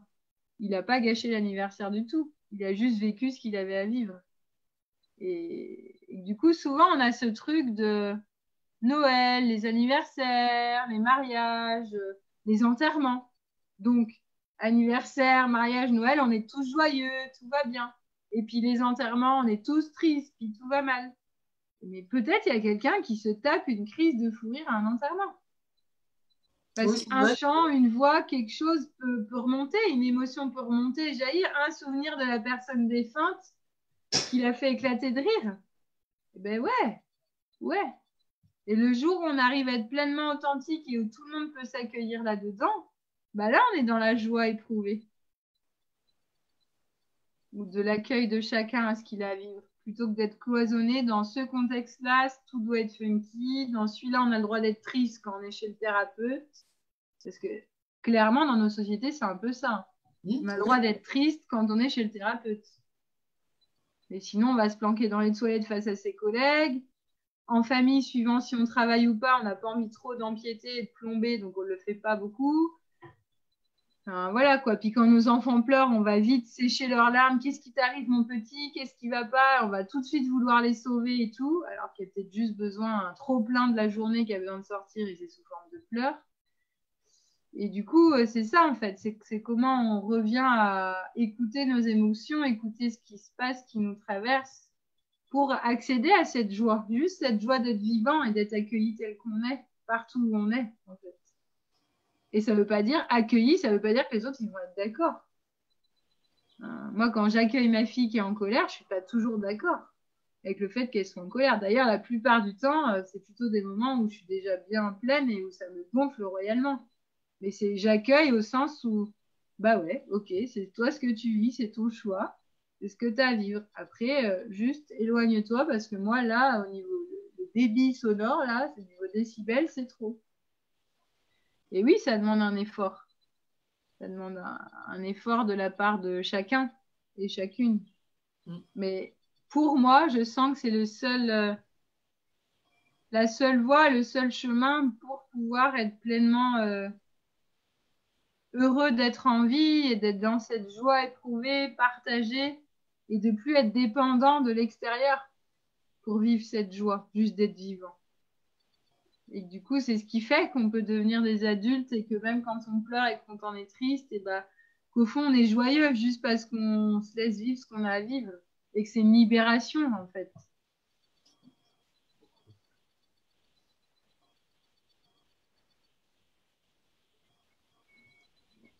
Est-ce que tu sens que ça a fait sens pour toi, tout ça, ou comment ça Oui, résonne? même si moi je trouve que c'est hyper dur, quoi.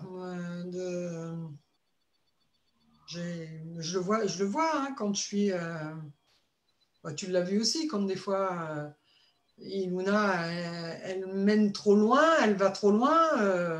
Ça veut dire aussi que si on ne rue pas dans les brancards, entre guillemets, ça veut dire qu'on se laisse aussi dépasser par. Alors on se respecte plus soi-même non plus. Ah bah oui, mais c'est ce que je dis, c'est trouver l'entre-deux avec se respecter toi. Si c'est trop pour moi, enfin, du coup, moi, je la mets dehors, clairement. Quand elle fait ces crises de frustration et de colère, c'est pas supportable au niveau sonore pour moi. Au niveau de mon système nerveux, je sens que je me mets en danger, je la mets dehors. Du coup, c'est euh, comment accueillir l'autre tel qu'il est, mais c'est d'abord s'accueillir soi. Et du coup, si quelqu'un, je prends un autre exemple, hein. Vous êtes à un repas de famille et il y en a un une personne qui est authentique et qui arrive et qui est pas bien et qui déverse, qui partage sa tristesse et que ça va pas et en ce moment et tout ça, mais vous avez le choix de rester à l'écouter parce que vous vous sentez dispo et que voilà, mais vous avez aussi le choix de vous lever de table et d'aller faire un tour et de revenir après ou de vous mettre à une autre place, de vous mettre à discuter avec quelqu'un d'autre. On n'est pas obligé de subir l'émotion de l'autre. Mm. Et du coup, quand on ne subit pas, mais qu'on s'écoute soi dans ce que ça nous fait, encore une fois, hein, c'est revenir à soi et s'écouter soi, bah là, on est dans la joie qui est partagée parce qu'on s'est écouté soi et on pourra dire, bah tiens, j'ai été en repas, c'était super, j'ai partagé avec mon voisin d'en face, j'ai senti qu'il y avait du monde pour accueillir ma tante, ma cousine, que sais-je encore, mon arrière-tante, qui était pas très bien. Moi, je me sentais pas disponible pour l'accueillir. J'ai vu du monde qui l'accueillait. Moi, c'était chouette d'échanger avec telle autre personne. Et voilà, en fait, ça veut dire lâcher Ça demande aussi de s'écouter soi. Ça demande aussi de lâcher ses attentes et de revenir à ce qui est présent à chaque fois. Et peut-être on a l'attente, et les enfants nous font beaucoup éprouver ça, hein. Peut-être on a l'attente qu'on est fatigué et qu'à 21 heures, les enfants sont au lit, il y a le silence et qu'on va enfin pouvoir avoir du temps pour lire, pardon, du temps pour soi et se reposer. Ça, c'est l'attente qu'on a, l'idéal de la soirée.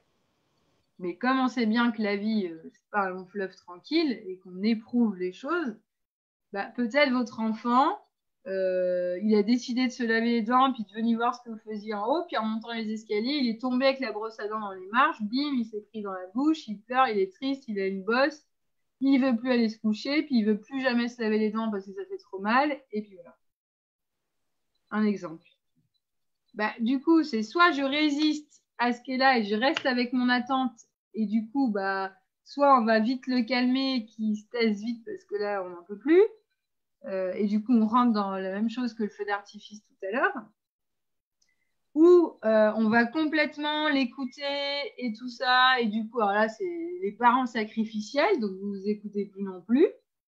Et puis, bah, il y a l'entre-deux. Il y a, waouh, t'es tombé, tu t'es fait peur, t'as mal.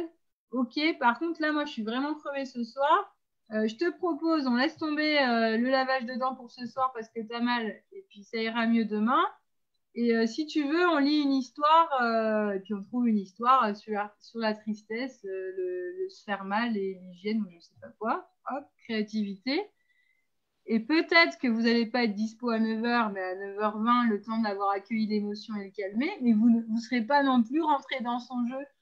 Ah, mon pauvre petit, bah oui, on va se calmer, puis on va mettre de l'arnica, puis on va attendre, bah oui, est-ce que ça va mieux? Est-ce que tu veux t'aider? Allez, viens, je vais t'aider à te laver les dents. Bah là, c'est bon, hein. Vous êtes jusqu'à 10h30, hein. parce que les sanglots, ils vont recontinuer, puis ça va revenir. Et du coup, là, c'est vous, les adultes, nous, les adultes, qui sommes en train d'entretenir l'émotion de l'enfant. Une émotion, elle passe vite, hein. Donc, il se prend une gamelle, ouais, il y a les cris qui arrivent tard le soir, on s'en serait bien passé, bah, juste accueillir. Prenez-les dans vos bras, ah bah oui, tu t'es fait mal, t'es tombé avec la brosse à dents dans ta bouche, bah écoute, on fera mieux la prochaine fois, quoi. Et puis voilà. Et c'est juste trouver le juste milieu, en fait, entre accueillir sans subir. Donc ça veut dire, ouais, c'est ça, ça veut dire s'adapter, mais de part et d'autre, en fait. Et on le voit bien chez les enfants, quand ils pleurent, une émotion, elle n'est pas longue. Elle peut durer si le parent la nourrit.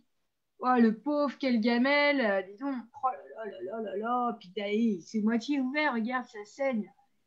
Ah bah là, vous n'êtes pas couché, hein, c'est clair. Du coup, c'est comment vous gardez votre objectif, comment chacun garde son objectif pour soi-même, sans devenir de marbre, tout en étant à l'écoute de ce que la vie amène, quoi. Moi j'avais prévu des consultations ce matin et il se trouve qu'ils ont lancé le marteau-piqueur des travaux devant chez moi plutôt que ce qu'ils avaient dit. Bon, voilà, j'ai fait avec. Du coup, voilà, je suis venue au niveau des oreilles de la personne, de mettre du son. J'ai pu faire du son en étant avec le rythme du marteau-piqueur. On a créé avec ça, improvisé. Alors oui, du coup, la consultation, elle n'a pas fini à l'heure qui était prévue. Mais j'ai fait avec ce qui était là. Je me suis laissée traverser par l'émotion de stress. Puis j'ai eu un peu de colère, de me dire merde, ils n'avaient pas dit à cette heure-là, ils exagèrent. Moi, je me suis calée en fonction d'eux, ils ne respectent pas. Du coup, mais l'émotion, ça a été quelques secondes. Et c'était bon, maintenant ça c'est là, qu'est-ce que je fais? Et je me suis mis à agir en fonction de ce qui était là. Du coup, j'ai lâché mes attentes de on allait faire ça allait finir à telle heure. Non, ça s'est pas fait comme c'était prévu. Parce que voilà, la vie, c'est pas un fleuve tranquille, quoi. Il y a ce qu'ils disent et ce qui se fait. Oui, ils avaient dit le marteau-piqueur, pas avant 10h30, 11h, 10h15, ils étaient là. Bon, voilà. Et ça, comme un enfant, oui, je vais me laver les dents et je vais être tranquille, et oui, je vais aller au lit, je vais me coucher. Ça, c'est ce qu'il dit. Puis après, il y a ce qui se passe, la vie.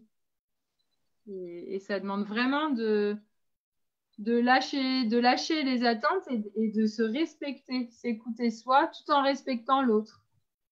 Et du coup, il y a un endroit où on se rencontre, on trouve un point de rencontre, quoi. Du coup, il y a des parents qui lâchent leurs attentes, qui ont énormément de patience et pour qui c'est OK de mettre de l'arnica et masser et se coucher finalement à 10h30. Et ça, chacun a des limites différentes. Moi, clairement, c'est même pas en rêve. Donc en fait, je peux tirer, je sais mon propre rythme et comment j'écoute mes émotions et ce qui se passe en moi. Je sais que je peux gagner une marge d'une demi-heure avec les enfants, avec la mienne. Je sais ça. Plus d'une demi-heure, non. Je suis plus en train de m'écouter. Et ça, c'est valable pour moi, Claire. Maintenant, peut-être dans un an, ça sera différent. Peut-être en vieillissant, ma marge de manœuvre, elle sera de 5-10 minutes. Du coup, il faudra que je demande du relais à la communauté. Et c'est ça, en fait. Enfin, je ne sais pas si ça répond à ta question ou à ta remarque. Si. Mais ça ne veut pas dire que c'est facile. Ah bah non. Non, mais ça se saurait hein, si la vie, c'était facile. Hein. En fait. Et que plus on cherche à ce qu'elle soit facile, plus on empêche qu'elle nous traverse quelque part.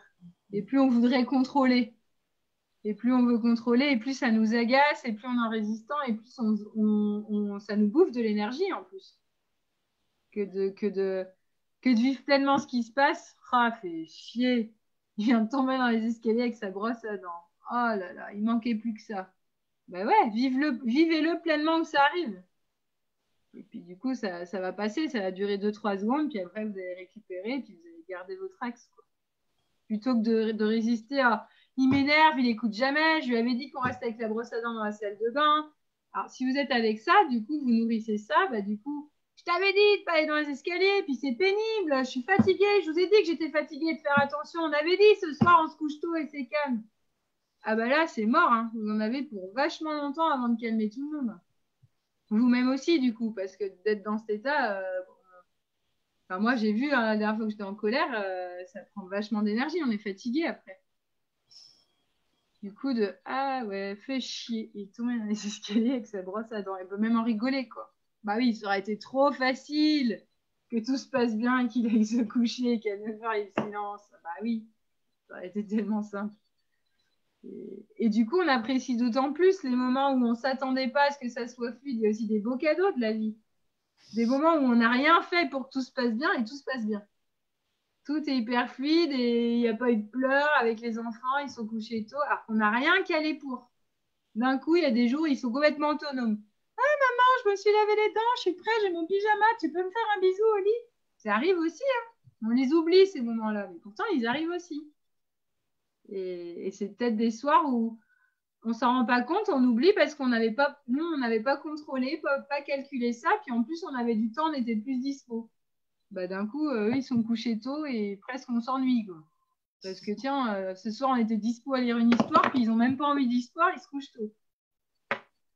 Et moi, je trouve ça génial, en fait, de voir que bah, il y a ce qu'on prévoit, quoi, ce qu'on fantasme, et puis il y a la réalité, ce qu'elle nous propose.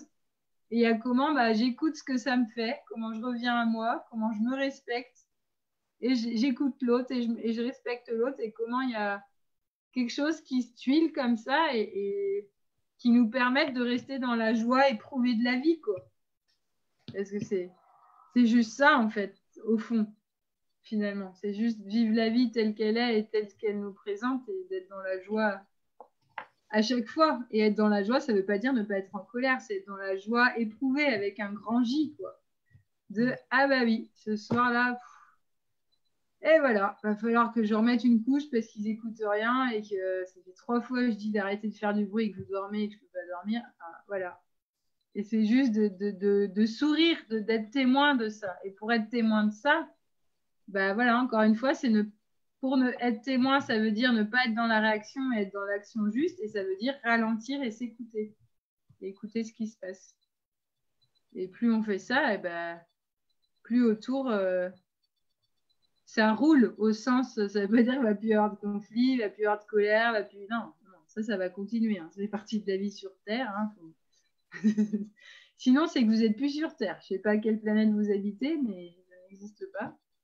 Mais du coup, c'est juste d'être dans OK, bon bah OK, voilà, c'est comme ça. Et c'est ça être vivant, en fait.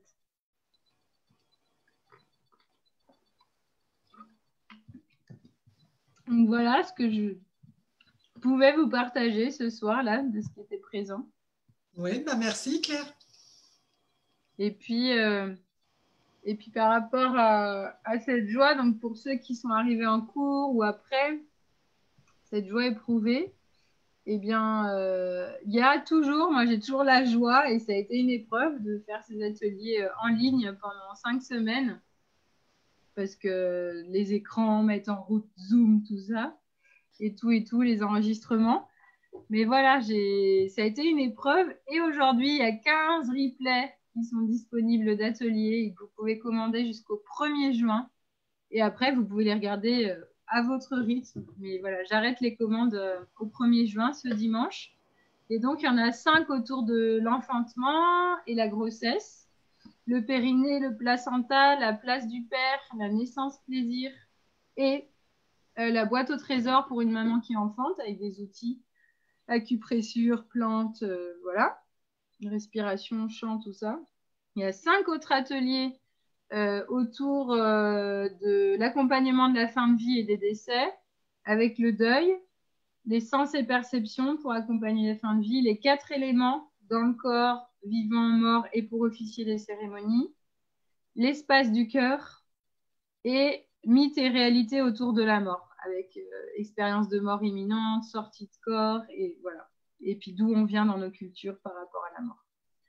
Et il y en a 5 autres pour arriver aux 15. Les 5 autres, c'est pour se relayer au vivant, en soi et autour de soi. C'est un peu le sujet de ce soir, de comment on retourne en soi, on s'écoute dans le corps, pas juste dans la tête.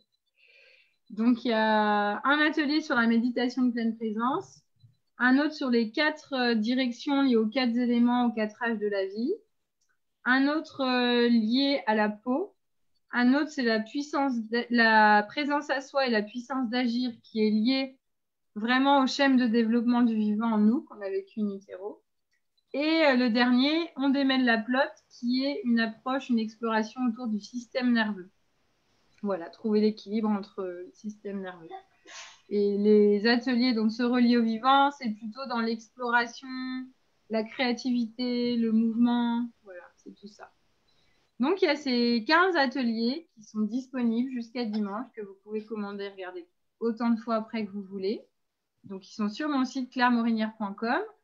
En ce moment, si vous vous inscrivez à la newsletter de mon site, en cadeau de bienvenue, vous recevez un replay surprise. Vous recevez le replay d'un atelier sur ces 15-là. Voilà. Et à venir, il reste de la place. On a vraiment eu la confirmation que le stage pourra avoir lieu du 13 au 19 juillet. Il y a le stage Le Souffle des baleines, qui est une semaine de stage autour de l'enfantement, la transmission de savoir pour accompagner les grossesses et l'enfantement, avec un travail spécifique en eau chaude. C'est dans un écrin de verdure, de nature, au milieu de miel, de nectar et d'eau chaude. Il y a accès à un sauna, à un hammam. Voilà, le groupe est limité à 10. C'est important pour moi de rester un petit cocon. Et puis aussi en termes de capacité d'espace et d'accompagnement. Voilà, c'est important pour moi d'accompagner chacun dans le processus et dans le groupe. Donc voilà, la transmission ribozo, de plantes, de postures, un peu sur ces thèmes que j'ai pu développer dans ces 15 jours, mais qu'on va approfondir pendant une semaine. Voilà, et ce stage est ouvert à toute personne qui s'intéresse au devenir de l'humanité. Voilà, donc autant les parents, les femmes enceintes qui accueillent la vie, qui l'attendent, les parents, les grands-parents, les sages-femmes, les doulas, les ostéos, les kinés. Voilà, je suis vraiment... même s'il y a des choses qui sont précises dans la transmission, qui ont plus à voir avec des données corporelles, physiques, scientifiques, je m'adapte à chaque groupe. Donc voilà, et vous avez pu le voir dans les ateliers, qu'il y a des ateliers où ça a été plus scientifique parce qu'il y avait des personnes qui avaient ces besoins-là et d'autres moins parce qu'il y avait moins de besoins. Donc voilà, moi je suis vraiment dans une transmission horizontale où j'écoute les besoins du groupe et c'est ouvert à toute personne qui se questionne sur le devenir de l'humanité. Pour moi, savoir accompagner la vie, si chacun sait reprendre les rênes et s'écouter et accompagner la vie du début à la fin, et là ce sera surtout au sujet du début, alors en tout cas c'est ma graine, la graine que j'ai envie de semer et ma pierre à l'édifice pour permettre à l'humanité de continuer à vivre parmi le vivant et parmi les espèces vivantes. Parce que quand même sinon je n'en donne pas si longtemps à l'humanité et je mets ma pierre à l'édifice. Toute personne intéressée par ce sujet-là, de prendre soin du vivant et de la vie et de l'accueillir de manière juste, responsable et consciente, bienvenue à vous. Il reste de la place. C'est du 13 au 19 juillet, près d'Agen.